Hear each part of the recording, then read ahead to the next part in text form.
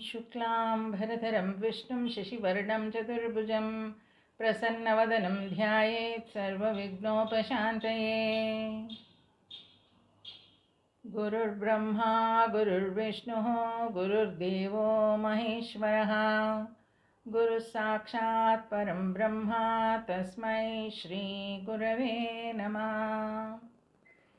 शान्ताकारं भुजगशयनं पद्मनाभं सुरेशं विश्वाधारं गगनसदृशं मेघवर्णं शुभाङ्गं लक्ष्मीकान्तं कमलनयनं योगिर्ध्यानगम्यं वन्दे विष्णुं भवभयहरं सर्वलोकैकनाथम्। ವಿಷ್ಣು ಸಹಸ್ರನಾಮ ಎಲ್ರಿಗೂ ನೆನಪಿದ್ರೆ ಗದಾಗ್ರಜಃ ಆ ನಾಮವನ್ನು ನೋಡಿದ್ವಿ. 764ನೇ ನಾಮ 81ನೇ ಶ್ಲೋಕ ನೋಡಿ ಆಗಿತ್ತು. ಮುಂದುವರಿಸ್ತಾ ಈಗ 82ನೇ ಶ್ಲೋಕವನ್ನು ನೋಡಬೇಕು. ಚತುರ್ಮೂರ್ತಿಶ್ಚತುರ್ಬಾಹು. ಬೇರೆ ಪುಸ್ತಕಗಳಲ್ಲಾದರೆ ಧ್ಯಾನ ಶ್ಲೋಕನೂ ಸೇರಿಸ್ಕೊಂಡು ನಂಬರ್ ಹಾಕಿರೋ ಪುಸ್ತಕಗಳಲ್ಲಿ ಇದು 95ನೇ ಶ್ಲೋಕ ಅಂತ ತೋರಿಸುತ್ತೆ. ಆದರೆ ವಿಷ್ಣು ಸಹಸ್ರನಾಮದ 82ನೇ ಶ್ಲೋಕ ಇದು. ಇವತ್ತು ಶ್ರೀಮತಿ ವನಜಾ ಅವರು ಪಠಿಸ್ತಾರೆ. ಆನಂತರ ಅದರ ಅರ್ಥವನ್ನು ನೋಡ್ತಾ ಹೋಗೋಣ. 82ನೇ ಶ್ಲೋಕ ವಿಷ್ಣು ಸಹಸ್ರನಾಮ.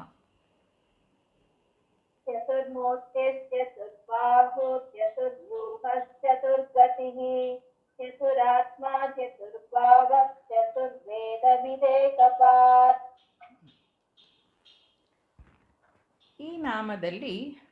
ಈ ಶ್ಲೋಕದಲ್ಲಿ 8 ನಾಮಗಳಿದೆ.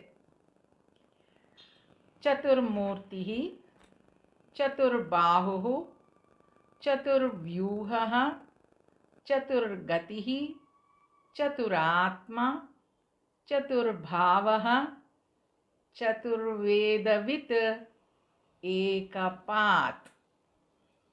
ಸುಂದರವಾದ ಶ್ಲೋಕ. ಚತುರ್ಮೂರ್ತಿ, 4 ಮೂರ್ತಿಗಳು. ಚತುರ್ ಅಂದರೆ 4, ಮೂರ್ತಿ ಅಂತ ಹೇಳಿದ್ರೆ ರೂಪ. ರಾಮ ಲಕ್ಷ್ಮಣ ಭರತ ಶತ್ರುಘ್ನ ರೂಪಿ 4 ಮೂರ್ತಿಗಳುಳ್ಳವನು ಅಂತ ಹೇಳ್ತಾರೆ. ಅದಲ್ಲದೆ ಆಚಾರ್ಯರು, ಶಂಕರಾಚಾರ್ಯರು ಹೇಳೋ ಇದ್ರ ಪ್ರಕಾರ ವಿರಾಟ್, ಸೂತ್ರಾತ್ಮ, ಅವ್ಯಾಕೃತ, ತುರಿಯ ಎಂಬ 4 ಮೂರ್ತಿಗಳುಳ್ಳವನು. ರಾಮ ಲಕ್ಷ್ಮಣ ಭರತ ಶತ್ರುಘ್ನ ರೂಪಿ ನಮಗೆ ಗೊತ್ತಿದೆ. ಇದು ವಿರಾಟ್, ಸೂತ್ರಾತ್ಮ, ಅವ್ಯಾಕೃತ, ತುರಿಯ ಅಂತ ಈ 4 ಮೂರ್ತಿಗಳನ್ನು ಕೂಡ ಹೇಳ್ತಾರೆ ಚತುರ್ಮೂರ್ತಿ ಅಂತ ಹೇಳುವಾಗ. ವಿರಾಟ್ ಅಂದರೆ ನಮಗೆ ಗೊತ್ತಿದೆ, ಅಂದರೆ entire manifestation of the creation. ಏನೇನಿದೆಯೋ ಅದೆಲ್ಲವನ್ನು ನಾವು ವಿರಾಟ್ ರೂಪ ಅಂತ ಹೇಳ್ತೀವಿ. ವಿರಾಟ್ ರೂಪ ಅಂದರೆ ಎಲ್ಲವೂ ಭಗವಂತನೇ. ಚರ ಅಚರ ಏನಿದೆ ಅದು ವಿರಾಟ್ ರೂಪ ಅಂತ ಹೇಳ್ತೀವಿ. ಸೂತ್ರಾತ್ಮ ಅಂತ ಹೇಳಿದ್ರೆ ಈ ಹಿರಣ್ಯ ಗರ್ಭದಿಂದ ಹುಟ್ಟಿದ ಮೇಲೆ ಈ ಜೀವಿಗಳೆಲ್ಲ ಒಂದು ಸೂತ್ರದಲ್ಲಿ ಕನೆಕ್ಟ್ ಆಗಿದೆ. ಯಾವುದದು? ಪ್ರಾಣಸೂತ್ರ. ಎಲ್ಲರಲ್ಲೂ ಆ ಪ್ರಾಣ ಇರೋದ್ರಿಂದಲೇ ನಾವು ಉಸಿರಾಡ್ಲಿಕ್ಕೆ ಸಾಧ್ಯ ಆಗ್ತಾ ಇರೋದು. ಆ ಪ್ರಾಣ ಅನ್ನೋದು ನಮ್ಮೆಲ್ಲರಲ್ಲಿ ಇರುವಂತಹ ಒಂದು ಸೂತ್ರ. ಅದನ್ನೇ ಸೂತ್ರಾತ್ಮ ಅಂತ ಹೇಳೋದು. ಸೂತ್ರೇ ಮಣಿಗಣ ಇವ ಅಂತ ಭಗವದ್ಗೀತೆಯಲ್ಲಿ ಓದ್ತೀವಲ್ವ, ಹಾಗೆ ನಮ್ಮೆಲ್ಲರನ್ನು ಪೋಣಿಸಿರುವಂತಹ ಸೂತ್ರ ಯಾವುದು? ಪ್ರಾಣಶಕ್ತಿ.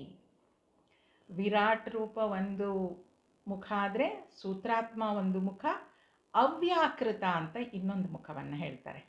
ಅವ್ಯಾಕೃತ ಅಂತಂದರೆ ಇದು ಪ್ರಾಣ ಆಗಿದ್ದರೆ ಅದನ್ನು ಸೃಷ್ಟಿ ಮಾಡಲಿಕ್ಕೆ ಅದಕ್ಕೊಂದು ಮೆಟೀರಿಯಲ್ ಸಪೋರ್ಟು ಬೇಕಲ್ವಾ? Material part of the creation. ಈಗ ಕ್ರಿಯೇಷನಲ್ಲಿ, ಸೃಷ್ಟಿಯಲ್ಲಿ ಒಂದು ಆತ್ಮತತ್ವ ಅಂತ ಹೇಳ್ತೀವಿ, ವಿಚ್ ಇಸ್ ಸಟಲ್, ನಮಗೆ ಕಾಣೋದೇ ಇಲ್ಲ. ಇನ್ನೊಂದು ಪ್ರಕೃತಿ, ಪುರುಷ ಪ್ರಕೃತಿ ಅಂತ ಹೇಳ್ತೀವಿ. ಸೂತ್ರಾತ್ಮದಲ್ಲಿ ಆ ಪ್ರಾಣವನ್ನು ಹೇಳಿದಾಗ ಅಲ್ಲಿ ಪುರುಷ ಪ್ರಧಾನವಾದದ್ದನ್ನು ಹೇಳ್ತಾರೆ. ಅವ್ಯಾಕೃತ ಅಂದರೆ ಪ್ರಕೃತಿ ಪ್ರಧಾನವಾದದ್ದು. ಆ ಪ್ರಕೃತಿ ತತ್ವಕ್ಕೆ ಅವ್ಯಾಕೃತ ಅಂತ ಹೇಳ್ತಾರೆ. ತುರಿಯ ಅಂತ ಹೇಳುವಾಗ 4ನೇದು ತುರಿಯ. ಅದು ಪ್ಯೂರ್ ಕಾನ್ಷಿಯಸ್ನೆಸ್. ಅಂದರೆ ವಿರಾಟ್ ಸ್ವರೂಪನೂ ತಗೊಳ್ತಾ ಇಲ್ಲ ಅಲ್ಲಿ, ಸೂತ್ರಾತ್ಮವನ್ನು ಕನ್ಸಿಡರ್ ಮಾಡ್ತಾ ಇಲ್ಲ, ಅವ್ಯಾಕೃತವನ್ನು ಕನ್ಸಿಡರ್ ಮಾಡ್ತಾ ಇಲ್ಲ. ಆ ಮೂರನ್ನೂ ಮೀರಿದ ಒಂದು ತತ್ವ ಏನಿದೆ, ಸಬ್ಸ್ಟ್ರಾಟಮ್, ಎಲ್ಲವೂ ನಿಂತಿರುವುದು ಯಾವುದರ ಮೇಲೆ, ಅದನ್ನು ಕಾನ್ಷಿಯಸ್ನೆಸ್ ಅಂತ ಹೇಳ್ತೀವಿ. ಆ ಪ್ಯೂರ್ ಕಾನ್ಷಿಯಸ್ನೆಸ್ಸಲ್ಲಿ ಹೇಗಪ್ಪ ಅಂದರೆ, ಈಗ ಜಾಗ್ರತ್, ಸ್ವಪ್ನ, ಸುಷುಪ್ತಿ, ತುರಿಯ ಅಂತ ಹೇಳ್ತಾರೆ. ಜಾಗ್ರತ್ ಅಂದರೆ ಎಚ್ಚರ, ಸ್ವಪ್ನ ಅಂದರೆ ಕನಸು, ಸುಷುಪ್ತಿ ಅಂದರೆ ಡೀಪ್ ಸ್ಲೀಪ್, ಚೆನ್ನಾಗೆ ನಿದ್ರೆ ಬಂದಾಗ ನಮಗೆ ಯಾವುದರ ಪರಿವೆಯೂ ಇರಲ್ಲ. ಆದರೆ ಈ ಮೂರನ್ನೂ ಗುರ್ತಿಸ್ತಾ ಇರೋದು, ಗೊತ್ತಾಗ್ತಾ ಇರೋದು ಯಾರಿಗೆ? ಆ ಕಾನ್ಷಿಯಸ್ನೆಸ್ಗೆ. ಅದನ್ನು ತುರಿಯಾವಸ್ಥೆ ಅಂತ ಹೇಳ್ತಾರೆ. ಅದರಿಂದ ಇಲ್ಲಿ ಚತುರ್ಮೂರ್ತಿ. ಚತುರ್ಬಾಹು, ಚತುರ್ಬಾಹು 4 ಬಾಹುಗಳುಳ್ಳವನು, ಶಂಖಚಕ್ರ ಗದಾ ಪದ್ಮ ಹಿಡಿದಿರುವಂತಹ ವಿಷ್ಣುವಿನ ಅವತಾರ ಚತುರ್ಬಾಹು. ಚತುರ್ವ್ಯೂಹ, ಚತುರ್ವ್ಯೂಹ ವಾಸುದೇವ, ಸಂಕರ್ಷಣ, ಪ್ರದ್ಯುಮ್ನ ಮತ್ತು ಅನಿರುದ್ಧ, ಈ 4 ವ್ಯೂಹಗಳಿಂದ ಕೂಡಿರುವವನು. ಜಗತ್ತನ್ನು ಸೃಷ್ಟಿ ಮಾಡಿದ ಮೇಲೆ ಆ 4 ವ್ಯೂಹಗಳನ್ನು ಸೃಷ್ಟಿಸಿ ಅವನು ಈ ಜಗತ್ತನ್ನು ಕಾಪಾಡ್ತಾ ಇದ್ದಾನೆ, ಅವನ ಸೃಷ್ಟಿಯನ್ನು ಕಾಪಾಡ್ತಾ ಇದ್ದಾನೆ. ಆದ್ದರಿಂದ ಚತುರ್ವ್ಯೂಹ, ವಾಸುದೇವ, ಸಂಕರ್ಷಣ, ಪ್ರದ್ಯುಮ್ನ ಮತ್ತು ಅನಿರುದ್ಧ ಅನ್ನೋ 4 ವ್ಯೂಹಗಳು ಇದೆ. ಚತುರ್ಗತಿ, ಚತುರ್ಗತಿ ಸಾಲೋಕ್ಯ, ಸಾಮೀಪ್ಯ, ಸಾರೂಪ್ಯ, ಸಾಯುಜ್ಯ ರೂಪಿ 4 ಪರಮಗತಿ ಸ್ವರೂಪನು. ಚತುರ್ಗತಿ ಅಂದರೆ ಗತಿ ಅಂದರೆ ಹಾದಿ, 4 ಗತಿ, 4 ರೀತಿಯ ಪಾತ್, 4 ರೀತಿಯ ದಾರಿಯನ್ನು ಭಗವಂತ ನಮಗೆ ತೋರಿಸಿದ್ದಾನೆ. ಯಾವುದಕ್ಕೆ? ಮೋಕ್ಷಕ್ಕೆ. ಯಾವುದ್ಯಾವುದದು? ಸಾಲೋಕ್ಯ, ಸಾಮೀಪ್ಯ, ಸಾರೂಪ್ಯ ಮತ್ತು ಸಾಯುಜ್ಯ. ಸಾಲೋಕ್ಯ ಅಂತ ಅಂದರೆ ಒಂದೇ ರೀತಿಯ ವಿಚಾರಗಳುಳ್ಳವರೆಲ್ಲರೂ ಜೊತೆಗಿದ್ದರೆ ಅದು ಸಾಲೋಕ್ಯ ಅಂತ. ಕ್ರಿಕೆಟ್ ಆಡೋರೆಲ್ಲ ಒಂದು ಕಡೆ ಕೂತ್ಕೊಂಡು ಮಾತಾಡಿದ್ರೆ ಅದು ಅವ್ರದ್ದೇ ಲೋಕ ಅಂತ ಹೇಳ್ತೀವಿ, ಸಾಲೋಕ್ಯ. ಹಾಗೆ ಅಧ್ಯಾತ್ಮದಲ್ಲಿ ಆಸಕ್ತಿ ಇರೋರೆಲ್ಲ ಒಟ್ಟಿಗೆ ಕೂತ್ಕೊಂಡು ಮಾತಾಡಿದ್ರೆ ಸಾಲೋಕ್ಯ.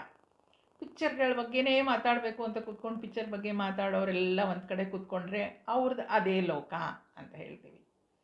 ಸಾಲೋಕ್ಯ ಅಂದರೆ ಅದು. ಆ ಸಾಲೋಕ್ಯ ಅಂದರೆ ಈಗ ಭಗವಂತನನ್ನು ತಿಳ್ಕೊಳ್ಬೇಕು, ಅವನನ್ನು ನೋಡಬೇಕು ಅಂತ ಎಲ್ಲ ಒಟ್ಟಿಗೆ ಬರ್ತಾರಲ್ಲ, ಭಗವಂತನನ್ನು ನೋಡ್ಲಿಕ್ಕೆ ಹೋಗ್ತಾರಲ್ಲ, ಅದು ಸಾಲೋಕ್ಯ. ಹಾಗೆ ನೋಡ್ತಾ ನೋಡ್ತಾ ಸ್ವಾಮೀಜಿಯವರು ತುಂಬ ಚೆನ್ನಾಗಿ ಹೇಳ್ತಾರೆ ಇದನ್ನು. ಈ ವೈಕುಂಠ ಏಕಾದಶಿ ದಿನ ದೊಡ್ಡ ಕ್ಯೂ ಇರುತ್ತೆ. ಆ ಕ್ಯೂ ಅಲ್ಲಿ ಹಿಂದೆ ಎಲ್ಲೋ ನಾನು ನಿಂತಿರ್ತೀನಿ. ಅಂದರೆ ಈಗ ಆ ಲೋಕಕ್ಕೆ ಸೇರಿದ್ದೀನಿ. ಯಾವುದಕ್ಕೆ? ವೈಕುಂಠದ ಬಾಗಿಲಲ್ಲಿ ಎಂಟ್ರಾಗೋಕ್ಕೆ ನಾನು ಹಿಂದೆ ನಿಂತಿದ್ದೀನಿ. ಅಲ್ಲಿ ಗೋವಿಂದ, ಮಾಧವ, ಕೇಶವ ಅಂತ ಅಂದ್ಕೊಂಡು ಆ ಕ್ಯೂ ಮೂವ್ ಆದಾಗೆಲ್ಲ ಸಾಲೋಕ್ಯದಲ್ಲಿದ್ದೀನಿ. ಸಾಮೀಪ್ಯ, ಎಲ್ಲಿ? ಭಗವಂತನ ಹತ್ತಿರ ಹೋಗ್ತೀನಿ. ಸಾಮೀಪ್ಯ. ಹೋಗ್ತಾ ಹೋಗ್ತಾ ನಾನು ಎಷ್ಟು ಮೈ ಮರೆತು ಬಿಡ್ತೀನಿ ಆ ಮೂರ್ತಿಯನ್ನು ನೋಡ್ತಾ ನೋಡ್ತಾ. ಅಂದರೆ ಆ ರೂಪವೇ ನನ್ನ ರೂಪ ಆಗೋಗುತ್ತಂತೆ. ನನ್ನ ಬಗ್ಗೆ ನಾನು ಮರೆತು ಬಿಡ್ತೀನಿ, ನನ್ನಲ್ಲಿ ಪೂರ್ತಿ ಆ ರೂಪವನ್ನು ತುಂಬಿಕೊಳ್ತೀನಿ. ಸಾರೂಪ್ಯ ಅಂತೆ. ಇನ್ನೂ ಮುಂದೆ ಹೋಗ್ತಾ ಹೋಗ್ತಾ ಅವನಲ್ಲೇ ತುಂಬ ಹತ್ತಿರ ಹೋದಾಗ ಗರ್ಭಗೃಹಕ್ಕೆ ಸಾಯುಜ್ಯ ಅಂತೆ. ಸಾಯುಜ್ಯ ಅಂದರೆ ಅವನತ್ರ ಇರೋ ಬಲ, ಶಕ್ತಿ ಎಲ್ಲವೂ ನನ್ನದಾಗೋಗುತ್ತೆ ಅಂತ ಹೇಳ್ತಾರೆ. ಅಂದರೆ ಆ ಭಕ್ತನ ಅತ್ಯಂತ ಆ ಭಗವಂತನಲ್ಲಿ ಅವನು ಸಂಪೂರ್ಣ ಲೀನ ಆಗುವ ಒಂದು ಹಾದಿ ಇದು ಚತುರ್ಗತಿ, ಈ 4 ಗತಿಗಳು ಅಂತ ಹೇಳ್ತಾರೆ. ಇದಲ್ದಲೇ ಚತುರ್ಗತಿ ಅಂತ ಹೇಳುವಾಗ ಭಗವಂತ 4 ವರ್ಣಗಳನ್ನು ಮಾಡಿಕೊಟ್ಟಿದ್ದಾನೆ. ಬ್ರಾಹ್ಮಣ, ಕ್ಷತ್ರಿಯ, ಶೂದ್ರ ಮತ್ತು ವೈಶ್ಯ ಅಂತ. ಹಾಗೆ 4 ಆಶ್ರಮಗಳು ಕೂಡ ಇದೆ ನಮಗೆ. ಬ್ರಹ್ಮಚರ್ಯ, ಗೃಹಸ್ಥ, ವಾನಪ್ರಸ್ಥ ಮತ್ತು ಸನ್ಯಾಸ ಅಂತ. ಇದೆಲ್ಲವೂ ಚತುರ್ಗತಿ ಅಂದರೆ ಜೀವನದಲ್ಲಿ ಆ ಮೋಕ್ಷವನ್ನು ತಲುಪಲಿಕ್ಕೆ ಹಾದಿ ಅಂತ ಹೇಳ್ತಾರೆ. ಚತುರಾತ್ಮ, ಚತುರಾತ್ಮ 4 ಆತ್ಮ ಅಂತ ಹೇಳೋದು. ಆತ್ಮ ಅಂತ ಹೇಳುವಾಗ ಅದನ್ನೇ ಮನಸ್ಸು, ಬುದ್ಧಿ, ಅಹಂಕಾರ ಮತ್ತು ಚಿತ್ತರೂಪಿ 4 ಅಂತಃಕರಣಗಳುಳ್ಳವನು. ಆತ್ಮ ಅಂತ ಹೇಳುವಾಗ ಮನಸ್ಸನ್ನು ಆತ್ಮ ಅಂತೀವಿ, ಬುದ್ಧಿಯನ್ನು ಆತ್ಮ ಅಂತೀವಿ, ಅಹಂಕಾರವನ್ನು ಆತ್ಮ ಅಂತ ಹೇಳ್ತೀವಿ, ಮತ್ತು ಚಿತ್ತರೂಪಿ ಅಂದರೆ ಸ್ಟೋರ್ಡ್ ಥಾಟ್ಸ್ ಅಂತ. ಈಗ ನಮ್ಮಲ್ಲಿ ಚಿಕ್ಕ ವಯಸ್ಸಿನಿಂದ ಏನೇನಾಗಿದೆ ಅಥವಾ ಕೆಲವು ವರ್ಷಗಳ ಹಿಂದಿನಿಂದ ಏನಾಗಿದೆ, ನಮಗೊಂದು ಸ್ಟೋರ್ ಹೌಸ್ ಇದೆ, ಎಲ್ಲ ನೆನಪಿಟ್ಕೊಂಡಿದ್ದೀವಿ. ಎಲ್ಲನೂ ಅಲ್ದಿದ್ರೂ ಒಂದಷ್ಟಾದರೂ ನೆನಪಿದೆ. ಆ ಮನಸ್ಸಿನ ಸ್ಥಿತಿಗೆ ಚಿತ್ತ ಅಂತ ಹೇಳ್ತಾರೆ. ಇದು ಚತುರಾತ್ಮ, 4 ಆತ್ಮ. ಚತುರ್ಭಾವ, ಚತುರ್ಭಾವ, ಚತುಷ್ಭಾವ. ಭಾವ ಅಂದರೆ ಅಟೈನ್ಮೆಂಟ್, 4 ಅಟೈನ್ಮೆಂಟ್. ಭಾವ ಯಾವುದನ್ನು ಪಡಿಬೇಕು ನಾವು, ಅದನ್ನು ಯಾವುದು 4 ನಾವು ಈ ಜೀವನದಲ್ಲಿ ಪ್ರಾಪ್ತಿ ಮಾಡ್ಕೊಳ್ಬೇಕಾಗಿರೋದು? ಧರ್ಮ, ಅರ್ಥ, ಕಾಮ ಮತ್ತು ಮೋಕ್ಷ. ಈ 4 ಪುರುಷಾರ್ಥಗಳ ಉತ್ಪತ್ತಿ ಸ್ಥಾನನೋ ಚತುರ್ಭಾವ. ಎಲ್ಲಿಂದ ಇದು ಬಂತು ಅದಕ್ಕೆ ಚತುರ್ಭಾವ ಅಂತ ಹೇಳ್ತೀವಿ. ಧರ್ಮ, ಅರ್ಥ, ಕಾಮ ಮತ್ತು ಮೋಕ್ಷ, ಈ 4 ಮಾರ್ಗಗಳು. ಚತುರ್ವೇದವಿತ್, 4 ವೇದಗಳ ಅರ್ಥವನ್ನು ಚೆನ್ನಾಗಿ ಬಲ್ಲವನು. ಚತುರ್ವೇದ, ಚತುರ್ವೇದ ಋಗ್ಯಜು ಸಾಮ ಅಥರ್ವ. ಋಗ್ವೇದ, ಯಜುರ್ವೇದ, ಅಥರ್ವಣ ವೇದ ಮತ್ತು ಸಾಮವೇದ, ಈ 4 ವೇದಗಳೇನಿದೆ ಆ ವೇದಗಳನ್ನು ಚೆನ್ನಾಗಿ ತಿಳಿದವನು. ಚತುರ್ವೇದ ವಿತ್, ವಿತ್ ಅಂತ ಹೇಳಿದ್ರೆ ನೋಸ್, ಒನ್ ಹೂ ನೋಸ್, ಯಥಾವತ್ತಾಗಿ ತಿಳಿದಿರೋನು. ಏಕಪಾತ್, ಇದು ಸುಂದರವಾದ ಶಬ್ದ. ಏಕಪಾತ್ ಅಂತಂದರೆ ಒಂದೇ ಪಾದ ಉಳ್ಳವನು, ಅಂದರೆ ಒಂದು ಪಾದ ಅಂಶದಿಂದ ಸಮಸ್ತ ವಿಶ್ವವನ್ನು ವ್ಯಾಪಿಸಿಕೊಂಡಿರುವವನು. ಒಂದು ಪಾದ ಅಂತ ಅಂದ್ಕೊಳ್ಳೋದು ಏಕಪಾತ್, ಅಂದರೆ ಒಂದು ಪಾದ ಅಂತ. ಇನ್ನೊಂದರಲ್ಲಿ ಈ ಭಗವಂತನ ಸೃಷ್ಟಿ ಏನಿದೆ ನಾವು ನೋಡ್ತಾ ಇರೋದು 4ನೇ ಒಂದು ಭಾಗ ಅಂತೆ. ಏಕಪಾತ್ ಅಂದರೆ ಒಂದು ಅಂಶ ಮಾತ್ರ ನೋಡ್ತಾ ಇದ್ದೀವಿ, ಇನ್ನು 3 ಅಂಶ ನಾವು ನೋಡಲಿಕ್ಕೆ ಆಗ್ತಾ ಇಲ್ಲ. ಆದ್ದರಿಂದ ಅವನು ಏಕಪಾತ್. ಇದರಲ್ಲೆಲ್ಲ ವೇದಿಕ್ ಚಾಂಟಿಂಗಲ್ಲೆಲ್ಲ ಹೇಳ್ತೀವಿ, ವಿಶ್ವಭೂತಾನಿ ತ್ರಿಪಾದಸ್ಯಾಮೃತಂ ದಿವಿ ಅಂತ ಎಲ್ಲ ಹೇಳ್ತಿರ್ತೀವಿ. ಅದರಲ್ಲಿ ಈ ಕಾಲು ಭಾಗ ಮಾತ್ರ ನಮಗೆ ಕಾಣಿಸುತ್ತೆ, ಇನ್ನು ಮುಕ್ಕಾಲು ಭಾಗ ನಮಗೆ ಕಾಣಿಸೋದಿಲ್ಲ. ಆದ್ದರಿಂದ ಅದು ಏಕಪಾತ್. 4ನೇ ಒಂದು ಭಾಗವನ್ನು ನೋಡ್ತೀವಿ. ಇನ್ನೊಂದು ಅರ್ಥದಲ್ಲಿ ಏಕಪಾತ್ ಅಂದರೆ ಒಂದು ಪಾದ ಅಂತ ಅರ್ಥ. ಅಲ್ಲಿಗೆ 82ನೇ ಶ್ಲೋಕವನ್ನು ನೋಡಿದ್ವಿ. 772 ನಾಮಗಳನ್ನು ನೋಡಿದಾಗಾಯಿತು. ಈಗ 83ನೇ ಶ್ಲೋಕ, ಅದರಲ್ಲಿ 9 ನಾಮಗಳಿದೆ. 83ನೇ ಶ್ಲೋಕ. ಸಮಾವರ್ತೋ ನಿವೃತ್ತಾತ್ಮ ದುರ್ಜಯೋ ದುರತಿಕ್ರಮಃ ದುರ್ಲಭೋ ದುರ್ಗಮೋ ದುರ್ಗೋ ದುರಾವಾಸೋ ದುರಾರಿಹ. ಇದರಲ್ಲಿ 30 ನಾಮಗಳಿದೆ. ಸಮಾವರ್ತಃ ಅನಿವೃತ್ತಾತ್ಮ ದುರ್ಜಯಃ ದುರತಿಕ್ರಮಃ ದುರ್ಲಭಃ ದುರ್ಗಮಃ ದುರ್ಗಃ ದುರಾವಾಸಃ ದುರಾರಿಹ. ಸಮಾವರ್ತಃ ಸಮ್ಯಕ್ ಆವರ್ತಕಃ, ಸುಂದರ ಚಕ್ರವನ್ನು ಚೆನ್ನಾಗಿ ಸಂಸಾರ ಚಕ್ರವನ್ನು ಚೆನ್ನಾಗಿ ತಿರುಗಿಸುವವನು.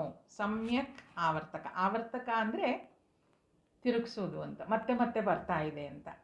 ಏನು ಬರ್ತಾ ಇದೆ ಮತ್ತೆ ಮತ್ತೆ ಸಂಸಾರ ಚಕ್ರದಲ್ಲಿ? ಸೃಷ್ಟಿ, ಸ್ಥಿತಿ, ಲಯ, ಜನನ ಮರಣ. ಜನನ ಮರಣ ಚಕ್ರ ಅದು ನಿರಂತರವಾಗಿ ನಡೀತಾ ಇದೆ. ಸಂಸಾರ ಚಕ್ರವನ್ನು ಚೆನ್ನಾಗಿ ತಿರುಗಿಸುವವನು ಸಮಾವರ್ತಃ. ಆವರ್ತಃ ಅಂದರೆ ಸುತ್ತೋದು.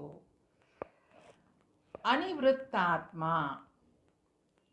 ಎಲ್ಲೆಲ್ಲಿಯೂ ಇರುವವನು, ಎಲ್ಲೆಲ್ಲಿಯೂ ಇರುವವನಾದ ಕಾರಣ ಅವನ ಆತ್ಮವು ಎಲ್ಲಿಂದಲೂ ಸಹ ನಿವೃತ್ತಿಯಾಗಿರುವಂತಹದು, ನಿವೃತ್ತಿಯಾಗದಿರುವಂತಹದು. ಅನಿವೃತ್ತಾತ್ಮ, ಅನಿವೃತ್ತಾತ್ಮ ಅಂದರೆ ಅವನು ಹೀ ಈಸ್ ಆಲ್ ಪರ್ವೇಡಿಂಗ್, ಎಲ್ಲ ಕಡೆಯೂ ಅವನು ಇರೋದ್ರಿಂದ ಅವನನ್ನು ವಿಡ್ರಾ ಮಾಡ್ಕೊಳ್ಳೋಕೆ ಸಾಧ್ಯ ಇಲ್ಲ, ಅವನ ನಿವೃತ್ತಿ ಹೊಂದಲಿಕ್ಕೆ ಸಾಧ್ಯ ಇಲ್ಲ. ಈಸ್ ಆಲ್ ಪರ್ವೇಡಿಂಗ್, ಯಾವಾಗಲೂ ಇರ್ತಾನೆ. ಅನಿವೃತ್ತಿ, ನಾವು ನಿವೃತ್ತಿಗೊಳ್ತೀವಲ್ವ ಕೆಲಸದಿಂದ, ರಿಟೈರ್ಮೆಂಟ್ ಅಂತ. ಹಿ ಕಾಂಟ್ ರಿಟೈರ್, ಅನಿವೃತ್ತಿ. ಅವನು ಎಲ್ಲ ಕಡೆಯೂ ಇರೋದ್ರಿಂದ ಅವನು ನಿವೃತ್ತಿಯಾಗದೇ ಇರುವಂಥವನು. ದುರ್ಜಯ, ಯಾರಿಂದಲೂ ಸಹ ಜಯಿಸಲು ಸಾಧ್ಯವಿಲ್ಲದವನು. ದುರ್ಜಯ, ಯಾರಿಂದಲೂ ಅವನನ್ನು ಜಯಿಸಲಿಕ್ಕೆ ಸಾಧ್ಯನೇ ಇಲ್ಲ, ಆದ್ದರಿಂದ ಅವನು ದುರ್ಜಯ. ದುರತಿಕ್ರಮ, ಈತನ ಆಜ್ಞೆಯನ್ನು ಯಾರೂ ಉಲ್ಲಂಘಿಸಲು ಆಗದಂಥವನು. ದುರ್ ಅತಿಕ್ರಮ, ಯಾರೂ ಕೂಡ ಆತನ ಆಜ್ಞೆಯನ್ನು ಮೀರಲಿಕ್ಕೆ ಸಾಧ್ಯ ಇಲ್ಲ. ಸೂರ್ಯಚಂದ್ರರು ಕೂಡ, ಸೂರ್ಯಚಂದ್ರ ಮತ್ತು ಈ ಪ್ರಪಂಚ ಎಲ್ಲವೂ ನಡೀತಾ ಇರೋದು ಅವನ ಆದೇಶದ ಮೇಲೆ. ಅವನ ಆದೇಶವನ್ನು ಯಾರೂ ಮೀರಲಿಕ್ಕೆ ಸಾಧ್ಯ ಇಲ್ಲ. ಅದು ಜೀವಿಗಳಾಗಿರ್ಬೋದು, ಪ್ರಾಣಿಗಳಾಗಿರ್ಬೋದು, ಅಥವಾ ಸೂರ್ಯಚಂದ್ರರಿರ್ಬೋದು, ಅವನ ನಿಯಮದಂತೆಯೇ ಆಗೋದು. ಈತನ ಆಜ್ಞೆಯನ್ನು ಯಾರೂ ಉಲ್ಲಂಘಿಸಲು ಆಗದಂಥವನು. ದುರ್ಲಭ, ದುರ್ಲಭ, ನಿಜವಾದ ಭಕ್ತಿಯ ಹೊರತು ಪ್ರಾಪ್ತನಾಗದಿರುವವನು. ನಿಜವಾದ ಭಕ್ತಿ ಇದ್ದರೆ ಮಾತ್ರ ಸಿಗ್ತಾನೆ, ಇಲ್ಲದಿದ್ದರೆ ಅವನು ದುರ್ಲಭ, ಅಷ್ಟು ಸುಲಭವಾಗಿ ಸಿಕ್ಕೋದಿಲ್ಲ. ದುರ್ಗಮ, ಬಹಳ ಕಷ್ಟದಿಂದ ತಿಳಿಯಲಾಗುವವನು. ಹಾಗಾದರೆ ಅವನನ್ನು ತಿಳ್ಕೊಳ್ಳೋಕ್ಕೆ ಆಗೋದಿಲ್ವಾ? ಇಲ್ಲ, ಆಗತ್ತೆ. ದುರ್ಗಮ, ದುರ್ಗಮ ಅಂದರೆ ಅತ್ಯಂತ ಕಷ್ಟದಿಂದ ಅವನನ್ನು ತಿಳ್ಕೊಳ್ಬೋದು. ಅದಕ್ಕೆ ನವವಿಧ ಭಕ್ತಿ ಅಂತೆಲ್ಲ ಹೇಳ್ಕೊಟ್ಟಿದ್ದಾರೆ. ಅದರಿಂದ ಮಾತ್ರ ಅವನನ್ನು ತಿಳ್ಕೊಳಕ್ಕಾಗೋದು, ಬಹಳ ಕಷ್ಟದಿಂದ. ದುರ್ಗಮ. ದುರ್ಗಹ, ಬಹು ಕಠಿಣತೆಯಿಂದ ದೊರೆಯುವವನು. ಸಿಗ್ತಾನ ಅವನು? ಸಿಗ್ತಾನೆ. ಹೇಗೆ ಸಿಗ್ತಾನೆ? ಬಹಳ ಕಷ್ಟಪಟ್ಟರೆ ಮಾತ್ರ ಸಿಗ್ತಾನೆ. ದುರ್ಗಹ. ದುರಾವಾಸ, ಬಹು ಶ್ರಮ ಪಡುವ ಯೋಗಿಗಳ ಮೂಲಕ ಹೃದಯದಲ್ಲಿ ನೆಲೆಸಲ್ಪಡುವವನು.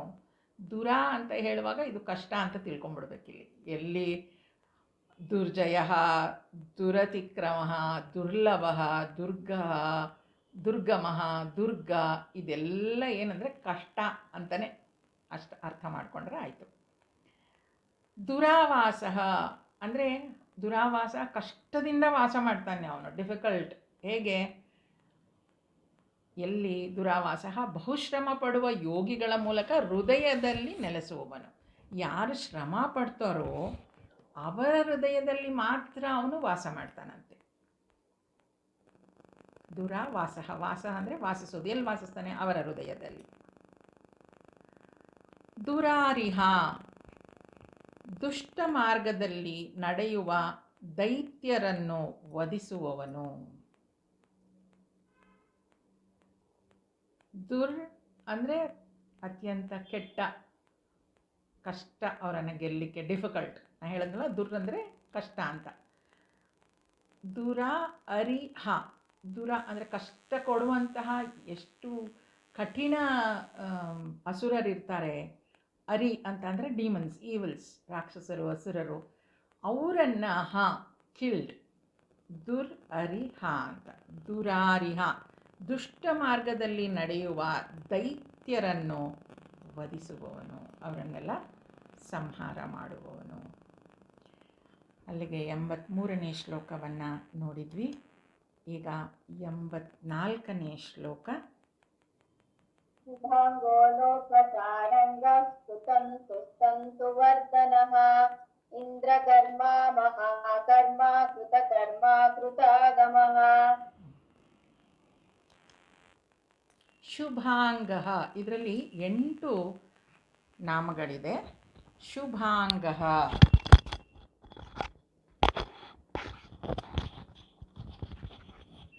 ಲೋಕಸಾರಂಗ,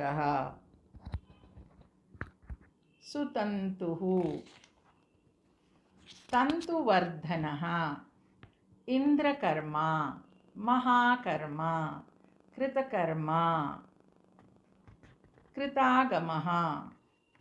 ಅಲ್ಲಿಗೆ 8 ನಾಮಗಳಿದೆ. ಶುಭಾಂಗ, ಮಂಗಳದಾಯಕ ನಾಮಗಳಿಂದ ಸಂಬೋಧಿಸಲ್ಪಡುವವನು.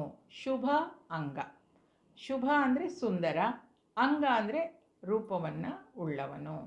ಶುಭಾಂಗ, ಮಂಗಳದಾಯಕ ನಾಮಗಳಿಂದ ಸಂಬೋಧಿಸಲ್ಪಡುವವನು. ಅವನನ್ನು ಕರೆಯೋದು ಕೂಡ ತುಂಬ ಸುಂದರವಾದ ಹೆಸರುಗಳಿಂದ. ಲೋಕಸಾರಂಗ, ಲೋಕಗಳ ಸಾರವನ್ನು ಗ್ರಹಿಸುವವನು. 2 ಪದಗಳು ಇಲ್ಲಿ. ಲೋಕ ಸಾರಂಗ. ಇಲ್ಲಿ ಲೋಕ ಅಂತ ಹೇಳುವಾಗ ಭುವನ ಮತ್ತು ಜನ, ಅಂದರೆ ಈ ಭೂಮಿ ಮತ್ತು ಜನ. ಸಾರಂಗ ಅಂತ ಹೇಳಿದರೆ, ಸಾರಂಗ ಅಂತ ಹೇಳಿದರೆ ಒಂದು ಜೇನು ಅಂತ ಕೂಡ ಹೇಳ್ತಾರೆ. ಇನ್ನೊಂದು ಅರ್ಥದಲ್ಲಿ ಲೋಕ ಸಾರಂಗ ಅಂತ ಹೇಳುವಾಗ ಲೋಕಗಳ ಸಾರವನ್ನು ಗ್ರಹಿಸುವವನು ಅಂತ ಹೇಳ್ತಾರಲ್ವ. ಈ ಸೂರ್ಯ ಅನ್ನೋನು ಈ ಭೂಮಿಯಿಂದ ನೀರನ್ನು ಹೀರ್ಕೊಳ್ತಾನಂತೆ. ಅದು ಕೂಡ ಲೋಕ ಸಾರಂಗ ಅಂತ ಹೇಳ್ತಾರೆ. ಲೋಕ ಸಾರಂಗ, ಲೋಕಗಳ ಸಾರವನ್ನು ಹೀರುವವನು. ಅಥವಾ ಭುವನ ಮತ್ತು ಜನ, ಲೋಕ ಅಂದರೆ ಈ ಭೂಮಿ ಮತ್ತು ಜನ, ಅದನ್ನು ಈ ದುಂಬಿ ಹೇಗೆ ರಸವನ್ನು ಹೀರ್ಕೊಳ್ಳುತ್ತೋ ಅಲ್ಲಿಂದ ಆ ರಸವನ್ನು ತಗೊಳುತ್ತೆ ಅಂತ. ಸುತಂತು. ಸುತಂತು ಸುಂದರ ವಿಸ್ತೃತ ಜಗತ್ರೂಪಿ ತಂತುರೂಪನು. ತಂತುರೂಪನು. ತಂತು ವರ್ಧನ. ತಂತು ಅಂತಂದರೆ ಯೂನಿವರ್ಸ್, ವಾಸ್ಟ್ ಎಕ್ಸಿಸ್ಟಿಂಗ್ ಅಂತ. ವರ್ಧನ ಅಂತ ಹೇಳಿದ್ರೆ ಅದನ್ನು ಬೆಳೆಸಲಿಕ್ಕೆ ಅವಕಾಶ ಮಾಡಿಕೊಳ್ಳೋಣ. ಸುಂದರ ವಿಸ್ತೃತ ಜಗತ್ರೂಪಿ ತಂತು ರೂಪನು. ತಂತು ಅಂತ ಹೇಳಿದ್ರೆ ಇಲ್ಲಿ ಯೂನಿವರ್ಸ್, ಜಗತ್ತು ಅಂತ. ಆ ಜಗತ್ತನ ವಾಸ್ಟ್ ಎಕ್ಸ್ಟೆಂಡಿಂಗ್, ಅದನ್ನು ಅವನು ಬೆಳೆಸ್ತಾ ಹೋಗ್ತಾನಂತೆ. ತಂತು ವರ್ಧನ, ಜಗತ್ತನ್ನು ಮತ್ತೆ ಅದನ್ನು ವರ್ಧನೆ ಮಾಡ್ತಾನೆ ಅಂತ. ತಂತು ವರ್ಧನ.